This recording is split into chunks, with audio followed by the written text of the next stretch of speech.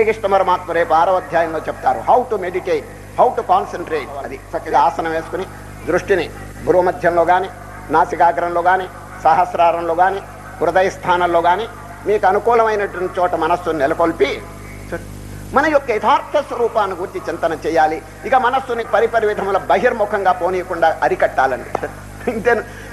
ధ్యానం అంటే ఇంకేం లేదండి, ఒకదాన్ని అరికట్టడం, తీసుకొచ్చి దాన్ని ఆత్మయందు స్థాపించటం.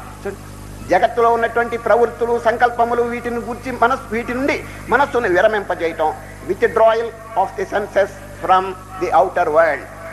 దీని పేరే ప్రత్యాహారం అంటారండి మన శాస్త్రంలో. ధ్యానం అంటే బాహ్యమైనటువంటి వృత్తుల మీద ప్రాపంచిక విషయముల మీద మనస్సును పోనీయకుండా దాని నుంచి ఉపసంహరించి ఆత్మయందు స్థాపించాలి.